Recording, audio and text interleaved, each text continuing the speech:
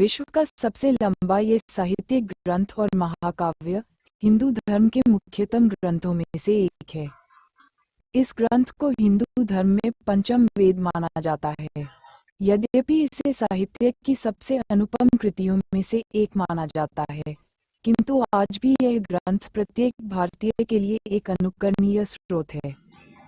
ये कृति प्राचीन भारत के इतिहास की एक गाथा है। इसी में हिंदू धर्म का पवित्रतम ग्रंथ भगवद गीता सन्निहित है। पूरे महाभारत में लगभग 1,10,000 श्लोक हैं। यूनानी काव्य इलियड और ओडिसी से परिमाण में 10 गुना अधिक हैं। परंपरागत रूप से महाभारत की रचना का श्रेय वेदव्यास को दिया जाता है। इसकी ऐतिहासिक वृद्धि और संरचनागत परतों को जानने के लिए कई प्रयास किए गए हैं। महाभारत के थोक को शायद 3री शताब्दी ईसा पूर्व और 3री शताब्दी के बीच संकलित किया गया था, जिसमें सबसे पुराने संरक्षित भाग 400 BC से अधिक पुराने नहीं थे। महाकाव्य से संबंधित मूल घटनाएं संभवतः 9वीं और 8वीं शताब्दी ईसा पूर्व के बीच की हैं। पाठ संभवतः प्रारंभिक गुप्त राजवंश द्वारा अपने अंतिम रूप में पहुंच गया।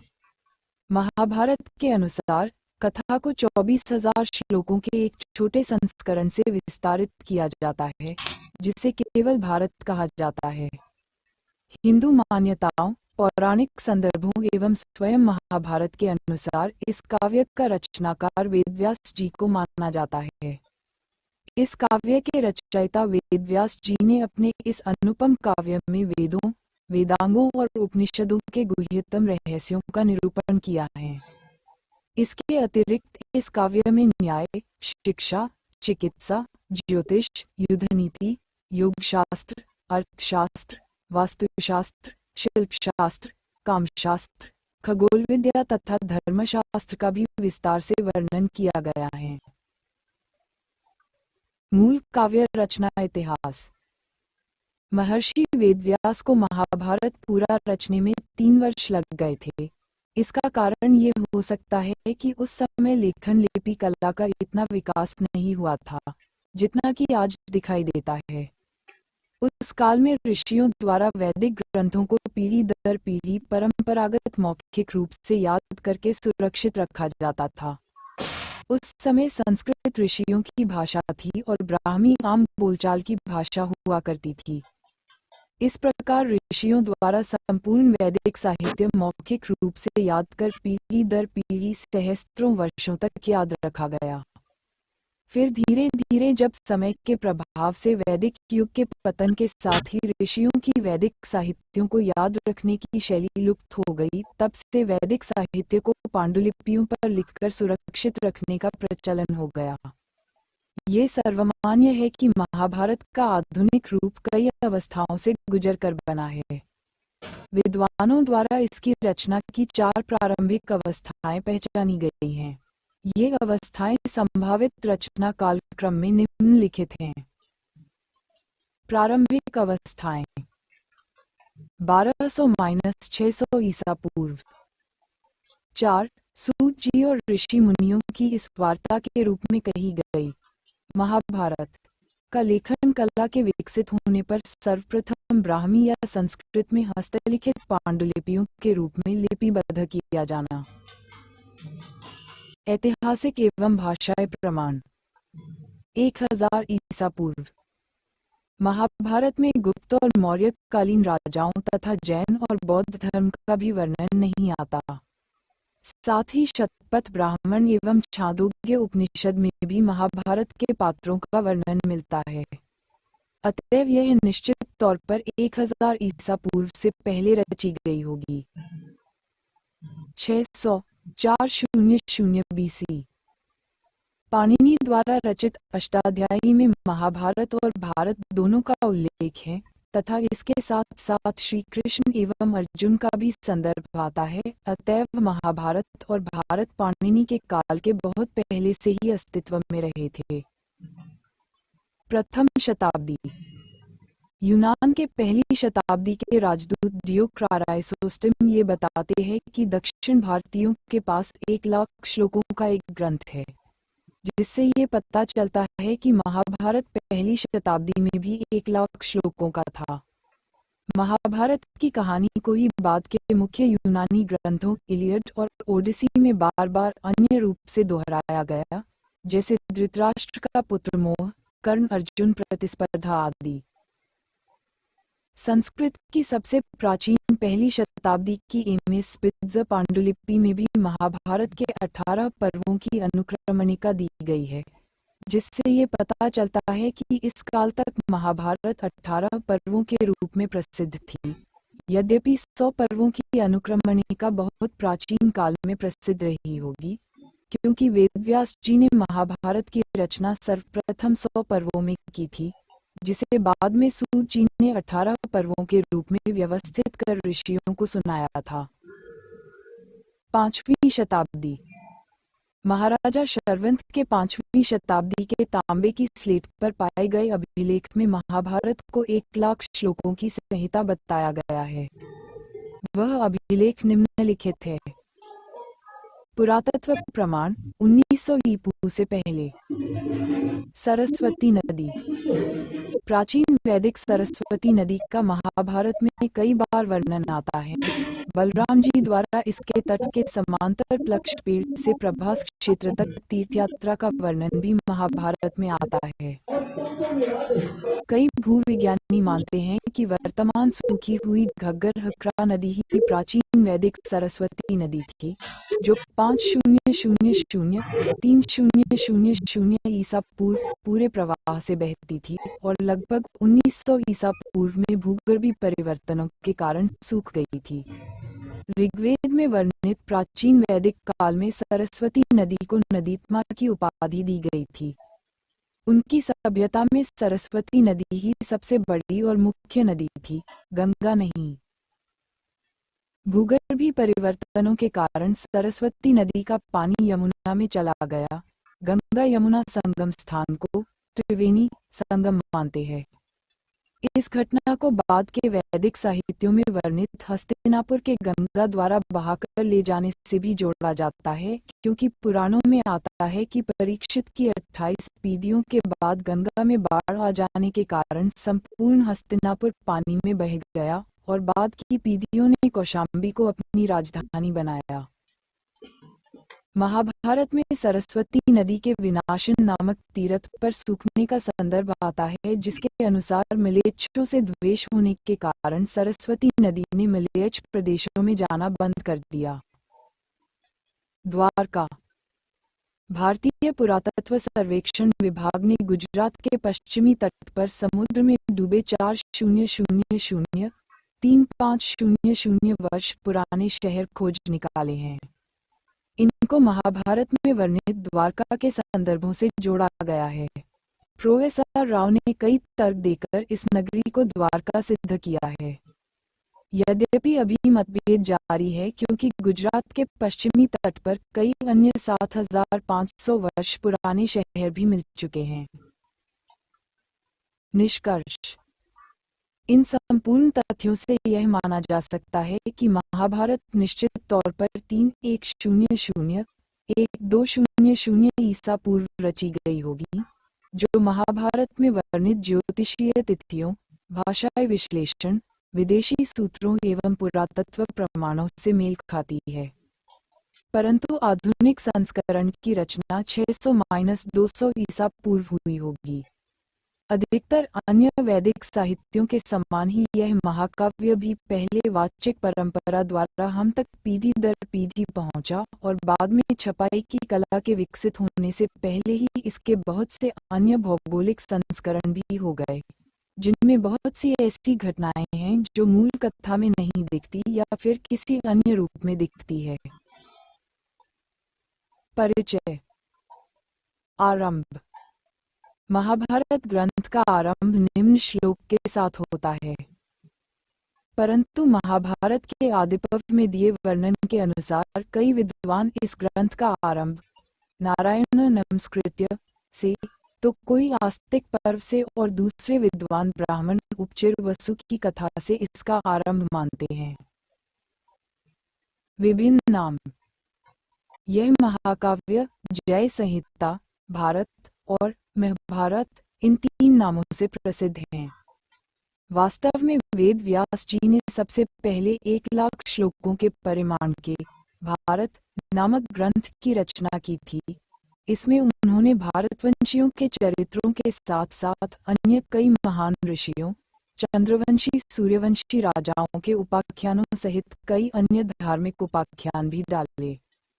इसके बाद व्यास जी ने 24,000 श्लोकों का बिना किसी अन्य ऋषियों, चंद्रवंशी सूर्यवंशी राजाओं के उपाख्यानों का केवल भारतवंशियों को केंद्रित करके भारत काव्य बनाया। इन दोनों रचनाओं में धर्म की अधर्म पर विजय होने के कारण इन्हें जय भी कहा जाने लगा। महाभारत में एक कथा आती है कि जब देवताओं ने तराजू के एक पासे में चारों वेदों को रखा और दूसरे पर भारत ग्रंथ को रखा, तो भारत ग्रंथ सभी वेदों की तुलना में सबसे अधिक भारी सिद्ध हुआ। अतः भारत ग्रंथ की इस महत्ता को देखकर देवताओं और ऋषियों ने इसे महाभारत नाम दिया और इस कथा के कारण मनुष्यों में भी यह काव्य महाभारत के नाम से सबसे अधिक प्रसिद्ध हुआ। ग्रंथ लेखन की कथा।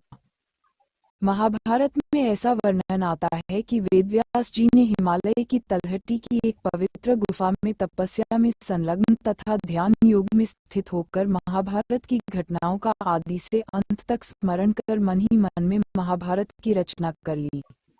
परंतु इसके पश्चात उनके सामने एक गंभीर समस्या आ खड़ी हुई कि इस काव्य के ज्ञान को सामान्य जन साधारण तक कैसे पहुंचाया जाए, क्योंकि इसकी जटिलता और लंबाई के कारण ये बहुत कठिन था कि कोई इसे बिना कोई गलती किए वैसा ही लिख दे जैसा कि वे बोलते जाएं। इसलिए ब्रह्मा जी के कहने पर व्यास गणेश जी के पास पहुंचे।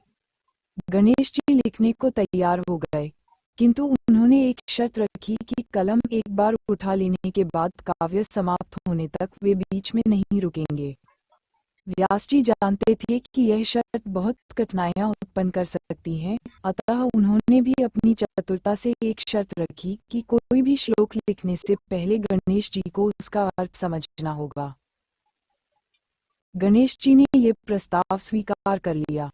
इस तरह व्यास जी बीच बीच में कुछ कठिन श्लोकों को रच देते थे, तो जब गणेश उनके अर्थ पर विचार कर रहे होते उतने समय में ही व्यास जी कुछ और नए श्लोक रच देते। इस प्रकार संपूर्ण महाभारत 3 वर्षों के अंतराल में लिखी गई। वेदव्यास जी ने सर्वप्रथम पुण्यकर्मा मानवों के उपाख्यानों सहित 1 लाख श्लोकों का आद्य भारत ग्रंथ बनाया। तदंतर उपाख्यानों को छोड़कर 24,000 श्लोकों की भारत संहिता बनाई। तत्पश्चात व्यास जी ने 60 लाख श्लोकों की एक दूसरी संहिता बनाई, जिसके 30 लाख श्लोकों देवलोक में, 15 लाख पितृलोक में तथा 14 लाख श्लोक गंधर्वलोक में समादृत हुए। मनुष्यलोक में 1 लाख श्लोकों का आद्य भारत प्रतिष्ठित हुआ। महाभारत ग्रंथ की रचना पूर्ण करने के बाद वेदव्यास जी ने सर्वप्रथम अपने पुत्र शुकदेव को इस ग्रंथ का अध्ययन कराया। तदंतर अन्य शिष्यों वैशंपायन, पैल, जैमिनी, असित देवल आदि को इसका अध्ययन कराया। शुकदेव जी ने गंधर्वों, यक्षों और राक्षसों को इसका अध्ययन कराया।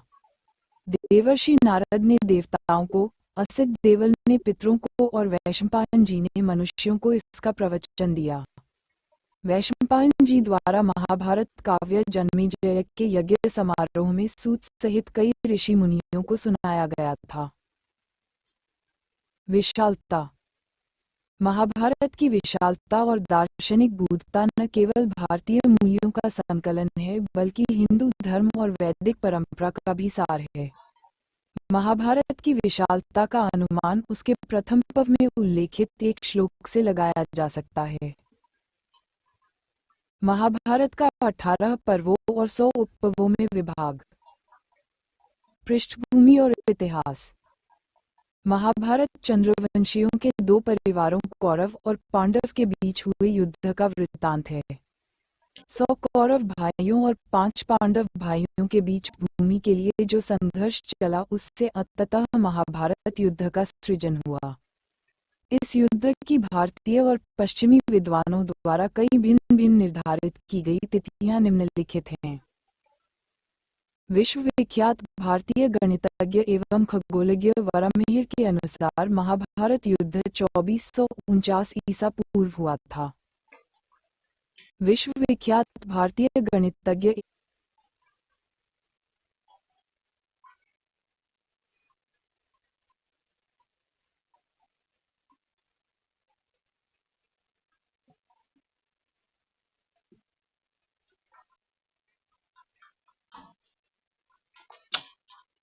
निम्नलिखित हैं। विश्व विख्यात भारतीय गणितज्ञ एवं खगोलज्ञ वराहमिहिर के अनुसार महाभारत युद्ध 2449 ईसा पूर्व हुआ था। विश्व विख्यात भारतीय गणितज्ञ एवं खगोलज्ञ आर्यभट्ट के अनुसार महाभारत युद्ध 18 फरवरी 3102 ईसा पूर्व में हुआ था। चालुक्य राजवंश के सबसे महान सम्राट पुलकेशी II के 5वीं शताब्दी के ऐहोल अभिलेख में ये बताया गया है कि भारत युद्ध को हुए 735 वर्ष बीत गए हैं। इस दृष्टिकोण से महाभारत का युद्ध 3100 ईसा पूर्व लड़ा गया होगा। पुराणों की माने तो ये युद्ध 1900 ईसा पूर्व हुआ था। पुराणों में दी गई विभिन्न राजवंशावली को यदि चंद्रगुप्त मौर्य से मिलाकर देखा जाए तो 1900 ईसा पूर्व की तिथि निकलती है, परंतु कुछ विद्वानों के अनुसार चंद्रगुप्त मौर्य 1500 ईसा पूर्व में हुआ था। यदि यह माना जाए तो 3100 ईसा पूर्व की तिथि निकलती है, क्योंकि यूनान के राजदूत मेगस्थनीज ने अपनी पुस्तक इंडिका में जिस चंद्रगुप्त का उल्लेख किया था वो गुप्त वंश का राजा चंद्रगुप्त भी हो सकता है। अधिकतर पश्चिमी विद्वान जैसे माइकल विटजल के अनुसार भारत युद्ध 1200 ईसा पूर्व में हुआ था, जो इसे भारत में लौह युग से जोड़कर देखते हैं। अधिकतर भारतीय विद्वान जैसे B.N. आचार्य, N.S. राजाराम के सदानंद, सुभाष का ग्रह नक्षत्रों की आकाशीय गणनाओं के आधार पर इसे 3067 ईसा पूर्व और कुछ यूरोपीय विद्वान जैसे P.V. होले इसे 13 नवंबर 3143 ईसा पूर्व में आरंभ हुआ मानते हैं।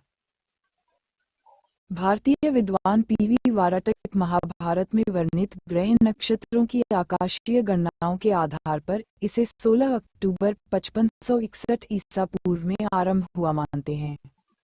उनके अनुसार यूनान के राजदूत मेगस्थनीज ने अपनी पुस्तक इंडिका में अपनी भारत यात्रा के समय जमुना के तट पर बसे मथुरा राज्य में शूरसेनियों से भेंट का वर्णन किया था। मेगस्थनीज ने ये बताया था कि ये शूरसेनी किसी हेराक्ल्स नामक देवता की पूजा करते थे और ये हेराक्ल्स काफी चमत्कारी पुरुष होता था तथा चंद्रगुप्त से 138 पीढ़ी पहले था। हेराक्ल्स ने कई विवाह किए और कई पुत्र उत्पन्न किए, परंतु उसके सभी पुत्र आपस में युद्ध करके मारे गए। यहाँ ये स्पष्ट है कि ये हेराक्ल्स श्री कृष्ण ही थे। विद्वान इन्हें हरे कृष्णा कहकर श्री कृष्ण से जोड़ते हैं, क्योंकि श्री कृष्ण चंद्रगुप्त से 138 पीढ़ी पहले थे। तो यदि एक पीढ़ी को 20-30 वर्ष दे तो 3100 5600 ईसा पूर्व श्री कृष्ण का जन्म समय निकलता है। अतः इस आधार पर महाभारत का युद्ध 5600 3100 ईसा पूर्व के समय हुआ होगा। महाभारत की संक्षिप्त कथा। मुख्य उल्लेख: महाभारत की विस्तृत कथा, कुरुवंश की उत्पत्ति और पांडु का राज्य अभिषेक।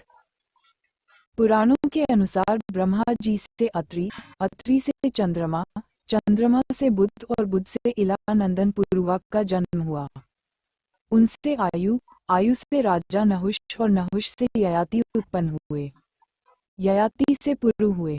पुरु के वंश में भरत और भरत के कुल में राजा कुरु हुए। कुरु के वंश में शांतनु हुए। शांतनु से गंगानंदन भीष्म उत्पन्न हुए। शांतनु से सत्यवती के गर्भ से चित्रांगद और विचित्रवीर्य उत्पन्न हुए थे। चित्रांगद नाम वाले गंधर्व के द्वारा मारे गए और राजा विचित्रवीर्य राज्यक्षमा से ग्रस्त हो स्वर्गवासी हो गए। तब सत्यवती की आज्ञा से व्यास जी ने नियोग के द्वारा अंबिका के गर्भ से धृतराष्ट्र और अंबालिका के गर्भ से पांडु को उत्पन्न किया। धृतराष्ट्र ने गांधारी द्वारा 100 पुत्रों को जन्म दिया, जिनमें दुर्योधन सबसे बड़ा था, और पांडु के युधिष्ठिर, भीम, अर्जुन, नकुल, सहदेव आदि 5 पुत्र हुए।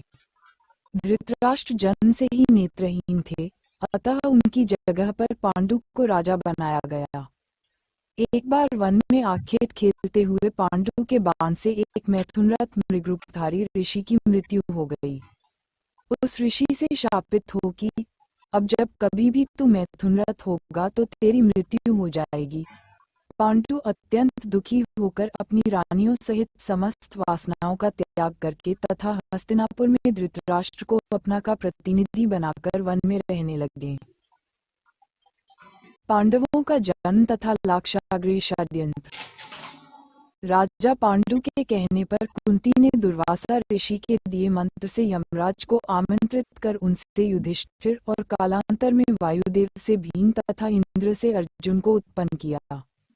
कुंती से ही उस मंत्र की दीक्षा ले माद्री ने अश्विनी कुमारों से नकुल तथा सहदेव को जन्म दिया।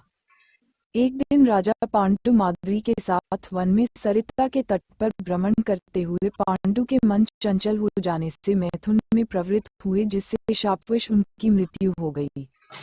माद्री उनके साथ सती हो गई, किंतु पुत्रों के पालन पोषण के लिए कुंती हस्तिनापुर लौट आई। कुंती ने विवाह से पहले सूर्य के अंश से कर्ण को जन्म दिया और लोकलाज के भय से कर्ण को गंगा नदी में बहा दिया। धृतराष्ट्र के सारथी अधिरथ ने उसे बचाकर उसका पालन किया। कर्ण की रुचि युद्धकला में थी, अतः द्रोणाचार्य के मना करने पर उसने परशुराम से शिक्षा प्राप्त की। शकुनी के छलकपट से दुर्योधन ने पांडवों को बचपन में कई बार मारने का प्रयत्न किया तथा युवावस्था में भी जब युधिष्ठिर को युवराज बना दिया गया तो लाक्ष के बने हुए घर लाक्षागृह में पांडवों को भेजकर उन्हें आग से जलाने का प्रयत्न किया, किंतु विदुर की सहायता के कारण से वे उस जलते हुए गृह से बाहर निकल गए। द्रौपदी स्वयंवर। पांडव वहां से एकचक्रा नगरी गए और मुनि का वेश बनाकर एक ब्राह्मण के घर में निवास करने लगे। फिर व्यास जी के कहने पर वे पांचाल राज्य में गए, जहां द्रौपदी का स्वयंवर होने वाला था। वहां एक के बाद एक सभी राजाओं एवं राजकुमारों ने मछली पर निशाना साधने का प्रयास किया, किंतु सफलता हाथ न लगी। तत्पश्चात अर्जुन ने तैलपात्र में प्रतिबिंब को देखते हुए एक ही बाण से मत्स्य को भेद डाला और द्रौपदी ने आगे बढ़कर अर्जुन के गले में वरमाला डाल दी। माता कुंती के वचनानुसार 5 पांडवों ने द्रौपदी को पत्नी रूप में प्राप्त किया।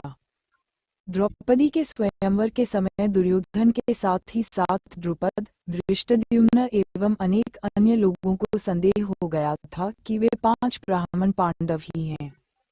अतः उनकी परीक्षा करने के लिए द्रुपद ने उन्हें अपने राजप्रासाद में बुलाया। राजप्रासाद में द्रुपद एवं धृष्टद्युम्न ने पहले राजकोष को दिखाया, किंतु पांडवों ने वहां रखे रत्नाभूषणों तथा रत्न माणिक्य आदि में किसी प्रकार की रुचि नहीं दिखाई।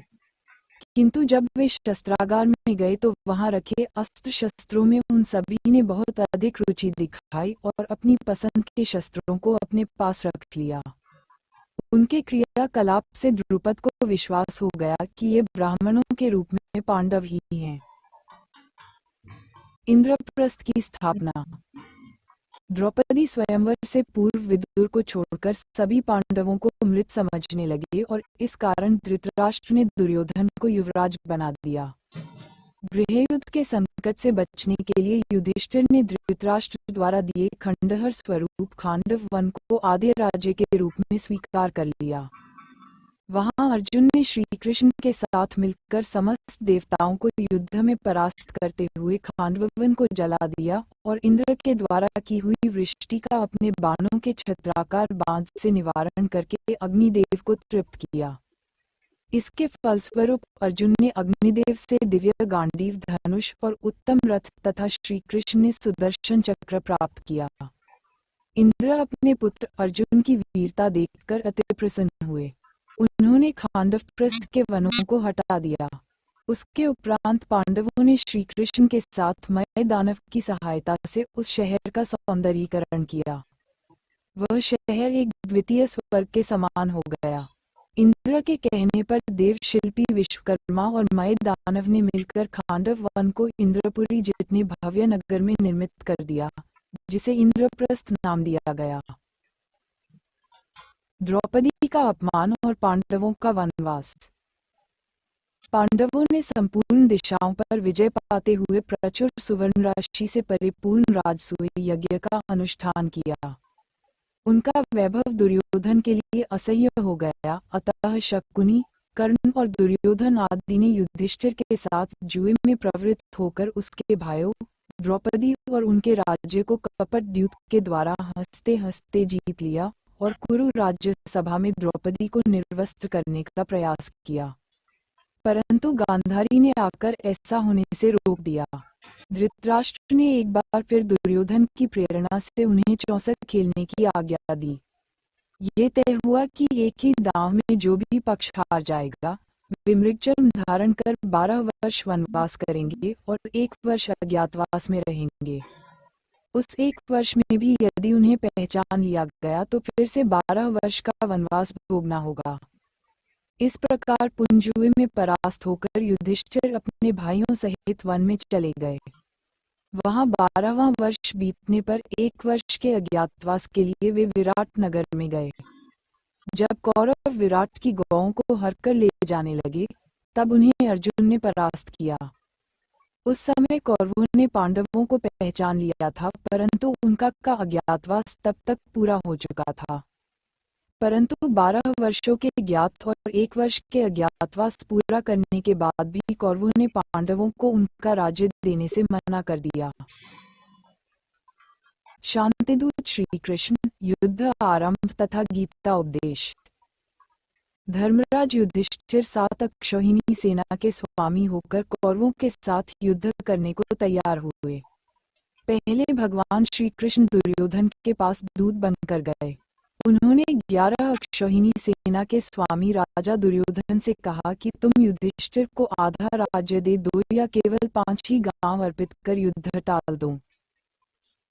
श्री कृष्ण की बात सुनकर दुर्योधन ने पांडवों को सुई की नोक के बराबर भूमि भी देने से मना कर युद्ध करने का निश्चय किया। ऐसा कहकर वह भगवान श्री कृष्ण को बंदी बनाने के लिए उद्यत हो गया। उस समय राजसभा में भगवान श्री कृष्ण ने माया से अपने परम दुर्धर्ष विश्वरूप का दर्शन कराकर सबको भयभीत कर दिया। तदनंतर वे युधिष्ठिर के पास लौट गए और बोले कि दुर्योधन के साथ युद्ध करो। युधिष्ठिर और दुर्योधन की सेनाएं कुरुक्षेत्र के मैदान में जा डटी। अपने विपक्ष में पितामह भीष्म तथा आचार्य द्रोण आदि गुरुजनों को देखकर अर्जुन युद्ध से विरत हो गए। तब भगवान श्री कृष्ण ने उनसे कहा, पार्थ, भीष्म आदि गुरुजन शोक के योग्य नहीं है।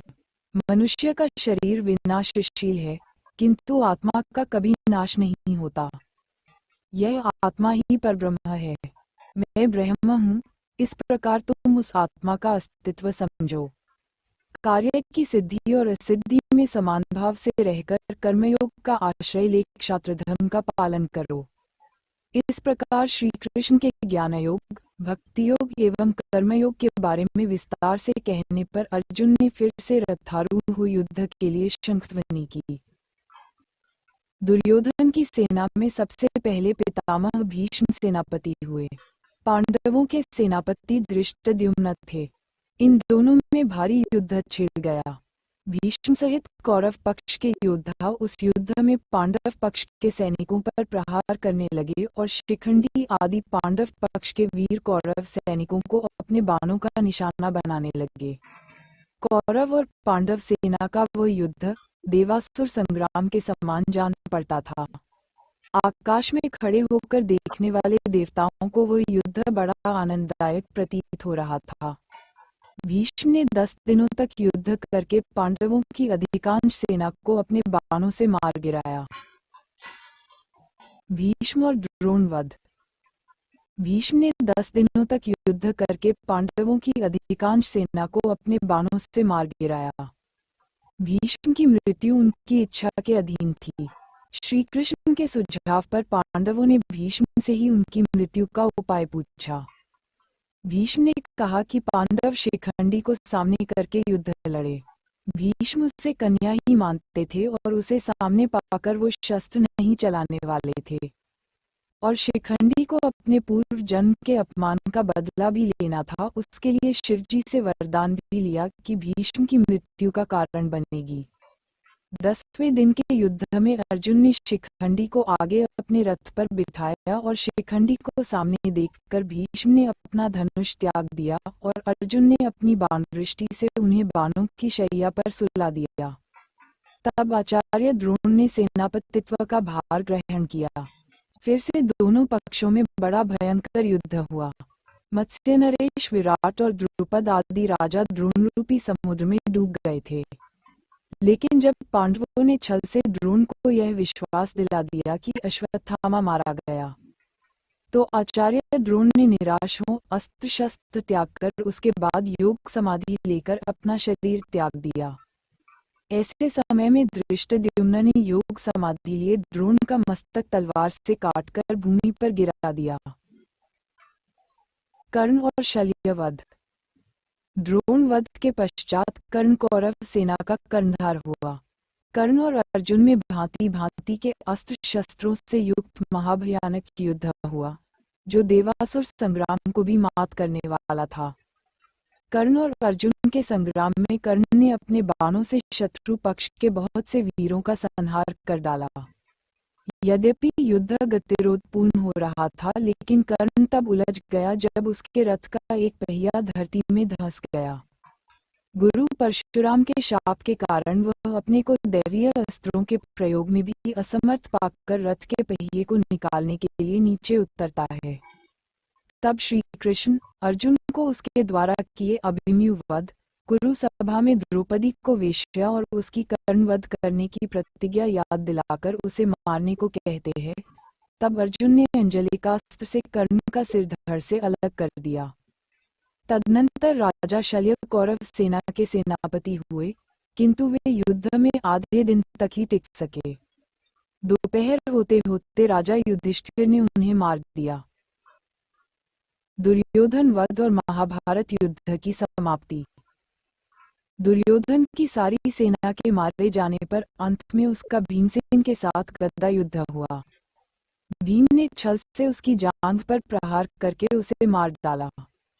इसका प्रतिशोध लेने के लिए अश्वत्थामा ने रात्रि में पांडवों की एक अक्षौहिणी सेना, द्रौपदी के 5 पुत्रों, उसके पांचाल देशीय बंधुओं तथा धृष्टद्युम्न को सदा के लिए सुला दिया। तब अर्जुन ने अश्वत्थामा को परास्त करके उसके मस्तक की मणि निकाल ली। फिर अश्वत्थामा ने उत्तरा के गर्भ पर ब्रह्मास्त्र का प्रयोग किया।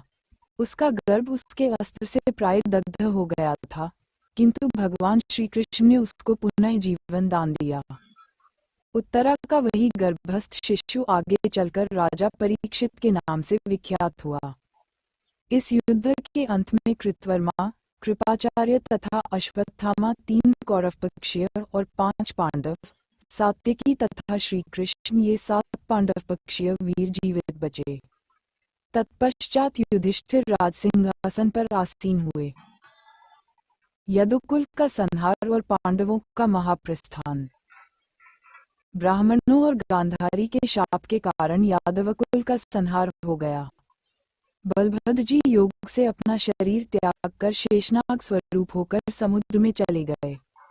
भगवान कृष्ण के सभी प्रपौत्र एक दिन महामुनियों की शक्ति देखने के लिए एक को स्त्री बनाकर मुनियों के पास गए और पूछा कि हे मुनिश्रेष्ठ, यह महिला गर्भ से है, हमें बताएं कि इसके गर्भ से किसका जन्म होगा। मुनियों को ज्ञात हुआ कि यह बालक उनसे क्रीड़ा करते हुए एक पुरुष को महिला बना उनके पास लाए हैं। मुनियों ने कृष्ण के प्रपौत्रों को श्राप पा कि इस मानव के गर्भ से एक मूसल निकलेगा जिससे तुम्हारे वंश का अंत होगा। कृष्ण के प्रपौत्रों ने उस मूसल को पत्थर पत्थर पर रगड़कर चूरा बना नदी में बहा दिया तथा उसके नोक को फेंक दिया। उस चूर्ण से उत्पन्न वृक्ष की पत्तियों से सभी कृष्ण के प्रपौत्र मृत्यु को प्राप्त किए। ये देख श्री कृष्ण भी एक पेड़ के नीचे ध्यान लगाकर बैठ गए। जरा नाम के एक व्याध ने अपने बाण की नोक पर मूसल का नोक लगा दिया तथा भगवान कृष्ण के चरण कमल को मृग समझकर उस बाण से प्रहार किया। उस बाण द्वारा कृष्ण के पैर का चुंबन उनके परमधाम गमन का कारण बना। प्रभु अपने संपूर्ण शरीर के साथ गोलोक प्रस्थान किए। इसके बाद समुद्र ने द्वारकापुरी को अपने जल में डुबा दिया। तदनंतर द्वारका से लौटे हुए अर्जुन के मुख से यादवों के संहार का समाचार सुनकर युधिष्ठिर ने संसार की अनित्यता का विचार करके परीक्षित को राजासन पर बिठाया और द्रौपदी तथा भाइयों को साथ ले हिमालय की तरफ महाप्रस्थान के पथ पर अग्रसर हुए। उस महापथ में युधिष्ठिर को छोड़ सभी एक एक करके गिर पड़े। अंत में युधिष्ठिर इंद्र के रथ पर आरूढ़ हो भाइयों सहित स्वर्ग को चले गए। और अधिक यहाँ महाभारत के पात्र। मुख्य उल्लेख महाभारत के पात्र। अभिमन्यु अर्जुन के वीर पुत्र जो कुरुक्षेत्र युद्ध में वीरगति को प्राप्त हुए। अंबा शिखंडी पूर्व जन्म में अंबा नामक राजकुमारी था। अंबिका विचित्रवीर्य की पत्नी, अंबा और अंबालिका की बहन। अंबालिका विचित्रवीर्य की पत्नी, अंबा और अंबिका की बहन। अर्जुन देवराज इंद्र द्वारा कुंती एवं पांडु का पुत्र, एक अतुलनीय धनुर्धर जिसको श्री कृष्ण ने श्रीमद् भगवद गीता का उपदेश दिया था। बब्रुहन अर्जुन एवं चित्रांगा का पुत्र। बकासुर महाभारत काव्य में एक असुर जिसको भीम ने मारकर एक गांव के वासियों की रक्षा की थी। भीष्म भीष्म का नामकरण देवव्रत के नाम से हुआ था। वे शांतनु एवं गंगा के पुत्र थे। जब देवव्रत ने अपने पिता की प्रसन्नता के लिए आजीवन ब्रह्मचारी रहने का प्रण लिया, तब से उनका नाम भीष्म हो गया। द्रौपदी द्रुपद की पुत्री जो अग्नि से प्रकट हुई थी। द्रौपदी पांचों पांडवों की अर्धांगिनी थी और उसे आज प्राचीनतम नारीवादिनियों में एक माना जाता है।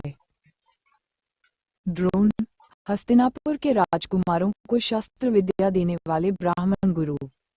अश्वत्थामा के पिता, यह विश्व के प्रथम टेस्ट ट्यूब बेबी थे।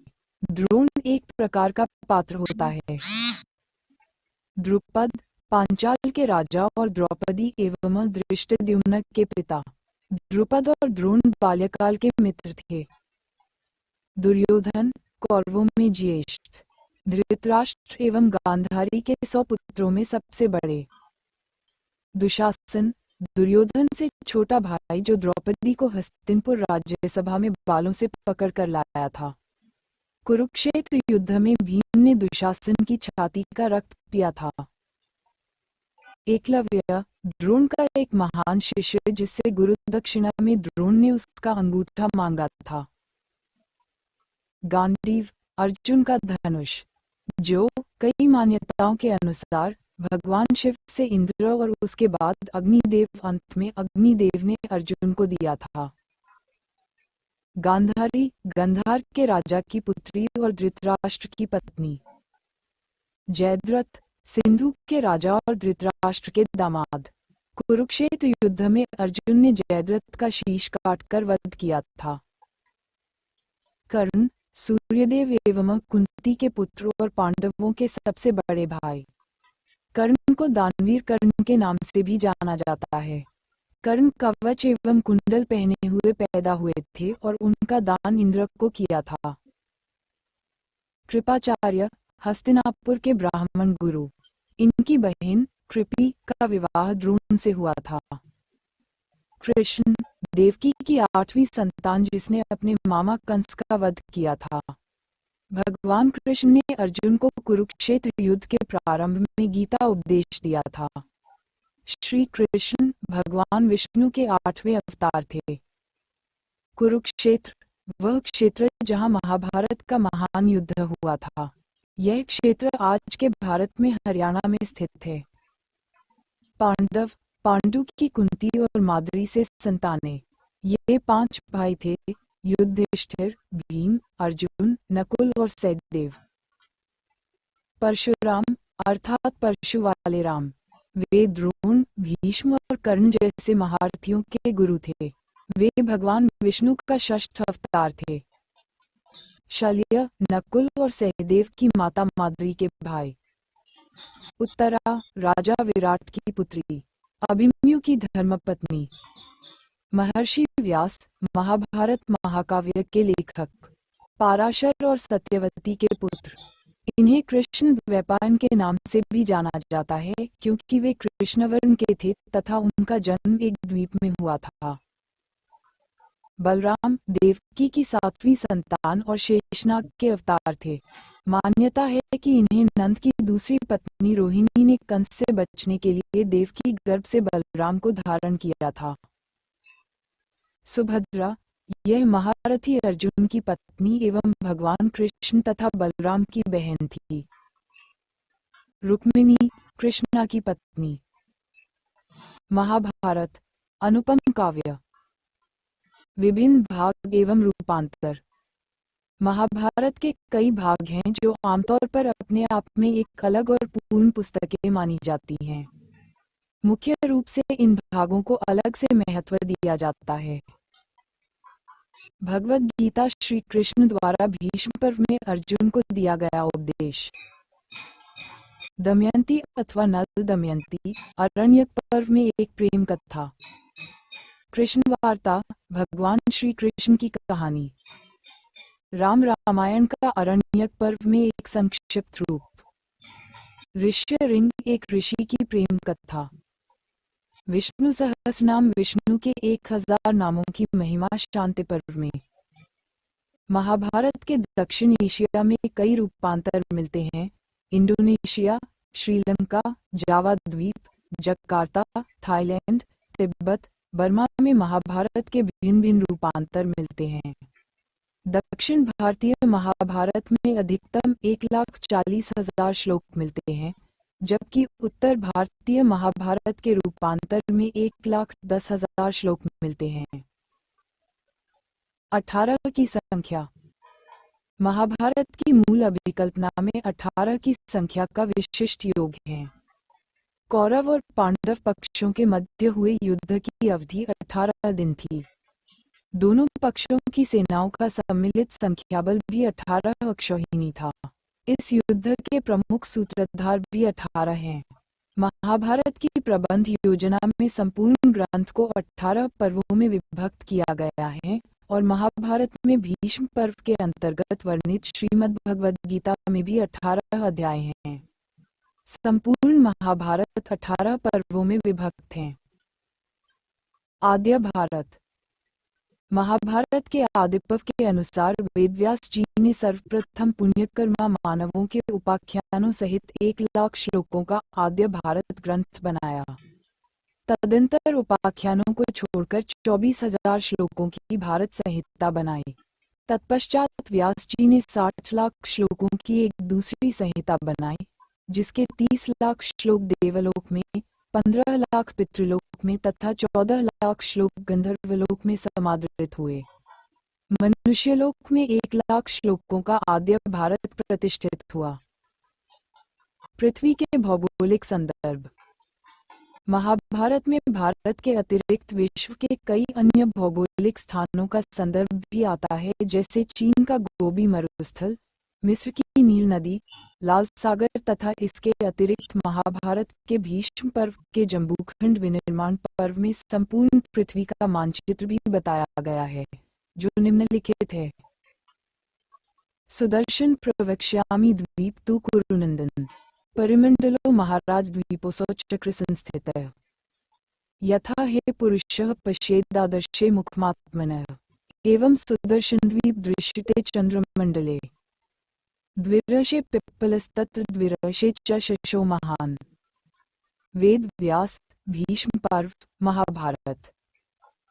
अर्थात हे कुरुनंदन, सुदर्शन नामक ये द्वीप चक्र की भांति गोलाकार स्थित है, जैसे पुरुष दर्पण में अपना मुख देखता है, उसी प्रकार ये द्वीप चंद्रमंडल में दिखाई देता है। इसके 2 अंशों में पिप्पल और 2 अंशों में महान शस्त्र दिखाई देता है। अब यदि उपरोक्त संरचना को कागज पर बनाकर व्यवस्थित करें तो हमारी पृथ्वी का मानचित्र बन जाता है, जो हमारी पृथ्वी के वास्तविक मानचित्र से बहुत समानता दिखाता है। चित्र दीर्घा। कुरु वंश वृक्ष। संज्ञा सूची। पुरुष नीला किनारा, स्त्री लाल किनारा, पांडव नीला पृष्ठ, कौरव पीला पृष्ठ। टिप्पणी। क शांतनु कुरु वंश के राजा थे। उनका प्रथम विवाह गंगा के साथ और दूसरा विवाह सत्यवती के साथ हुआ था। ख पांडु और धृतराष्ट्र का जन्म विचित्रवीर्य की मृत्यु के बाद व्यास द्वारा नियोग पद्धति से किया गया था। धृतराष्ट्र, पांडु और विदुर को क्रमशः अंबिका, अंबालिका और एक दासी ने जन्मा था। ग कर्ण को कुंती ने जन्मा था। पांडु के साथ विवाह के पूर्व उसने सूर्य देव का आवाहन किया था, जिससे कर्ण उत्पन्न हुए थे। घ युधिष्ठिर, भीम, अर्जुन, नकुल और सहदेव पांडु के पुत्र थे, किंतु उनको कुंती एवं माद्री ने विभिन्न देवताओं का आवाहन करके जन्मा था। 5 पांडवों का विवाह द्रौपदी से हुआ था, जिसको इस सारणी में नहीं दिखाया गया है। च दुर्योधन और उसके सभी भाई बहन एक ही समय में जन्मे थे। वे पांडवों के समवयस्क थे। महाभारत के संकलन में दान। वर्ष 1932 था। भांडारकर प्राच्य शोध संस्थान, पुणे को हिंदू महाकाव्य महाभारत के प्रकाशन और गेस्ट हाउस के निर्माण के लिए पैसे की जरूरत थी। 7वें निजाम मीर उस्मान अली खान को औपचारिक अनुरोध किया गया था। उन्होंने फॉर्मन जारी करने में कोई समय नहीं दिया। 11 साल के लिए 1000 रुपये प्रति वर्ष। गेस्ट हाउस के लिए रु. 50,000 की पेशकश की गई थी। प्रचलित मीडिया में